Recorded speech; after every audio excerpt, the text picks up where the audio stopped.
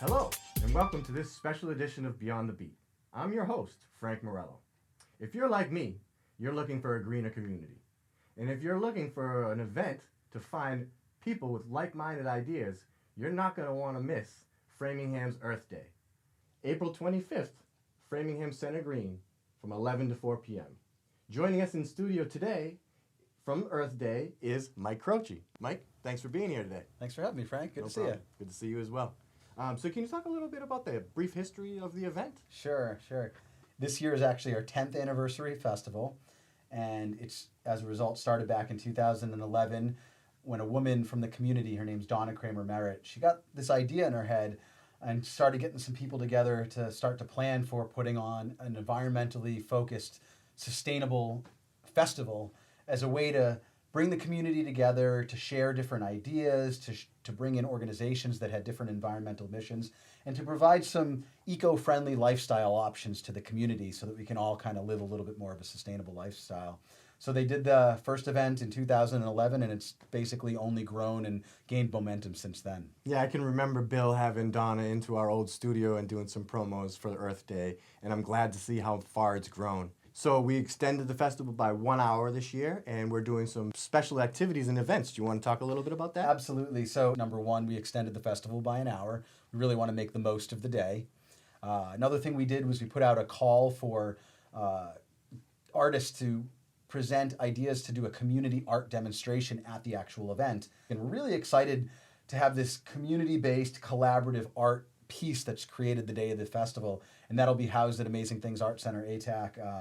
And last but not least, a woman that has connections to Access Framingham, Liz Caprellian, made a special edition, one-of-a-kind Earth Day quilt. And what she did was she collected a number of T-shirts from various organizations that have been connected with the Earth Day Festival and cut them up into this patchwork quilt. And we'll raffle it the day of the festival as a way to raise some proceeds for the festival itself. Well, that's exciting. We know Liz, like you mentioned, and we actually have a quilt of hers hanging in our gallery as well. Nice. That she made from the Rotary. So we'll be looking forward to seeing that quilt and all the fun things that are happening. But leading up to Earth Day on the 25th, you guys have another fun partnership. Can you talk about that? Absolutely. So our event being on Saturday, April 25th, is preceded on the previous Saturday, April 18th, by the 6th Annual Science on State Street at Framingham State University. As a way to honor the 50th anniversary Earth Day, their theme this year is the Planet Earth edition of their event. So they're on the 18th, our event's on the 25th. Natick Earth Day is actually Sunday, April 26th, the day after ours. When we started to look at it, we realized there's like a week worth of programming going on here. So these three organizations have come together to create Metro West Earth Week.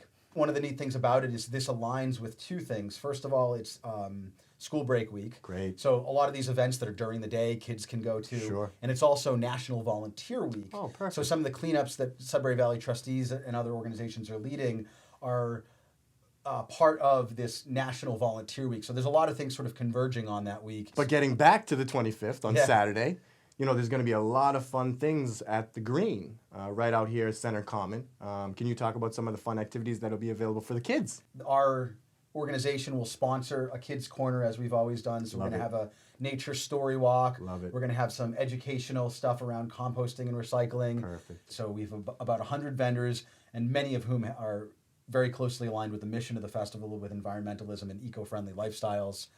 We have a number of interesting recycling opportunities the day of the festival. At Plymouth Church, we will be co-hosting a electronics recycling event in partnership with a local high school club. So you can bring basically any old electronics that you might have around your house and bring them to Plymouth Church from 11 to 4, right across the street from the festival. And we'll have a number of other recycling opportunities that are at the festival itself. And you can go on our website, framinghamearthday.org, and see the full list of recycling options. And the alpacas are back.